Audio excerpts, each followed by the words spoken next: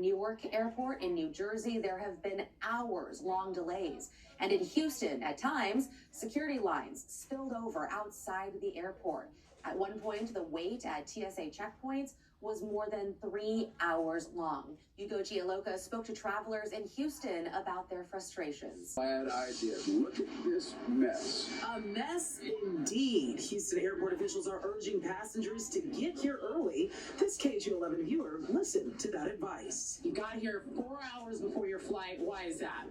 Saw on the news at 6 a.m. KHOU that it was going to be a 3-hour wait, so here we are. Long security wait times could last as long as the federal government is still shut down due to staff shortages. Some travelers underestimated just how bad it would be. I think we're going to miss the flight.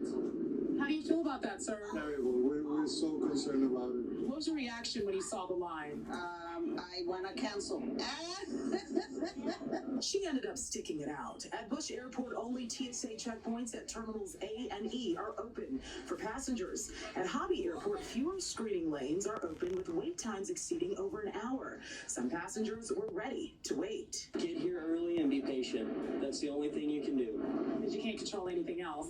No, everyone's doing the best they can, and I know everyone else is. So they can see what us Americans are going through because they don't do their job. Halloween weekend was the light.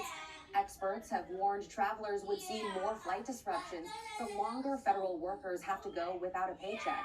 Brianna Costello spoke with an air traffic controller in Dallas who says he had to pick up another job to support his family. Enters its 5th week. I don't want to sit down and map out how long I can go. I think that'll cause me more anxiety than anything. Air traffic controller Jack Chris is one of thousands of federal workers who are working without pay. Short staffing, high workload, and then not knowing when you're going to get paid. That just sounds like a recipe right there. Chris spent most of his career at Dallas Love Field before moving to the D.C. area for his 15-year-old daughter last year. He's still going to work, but now he has a second job. He's working for DoorDash to keep food on the table. The political games have real-life implications, and I just urge Congress to get something passed. He missed his first full paycheck. Airlines are scrambling to help. In Texas, Love Field is setting up a donation drive, but area food banks are bracing for the impact. You'll have a lot of people in crisis. They won't have enough food to eat for themselves or for their kids. Chris knows it's only a matter of time. Something will have to give. He hopes the safety of the flying public is not part of that. I mean, how can you manage this from an emotional perspective without thinking to yourself,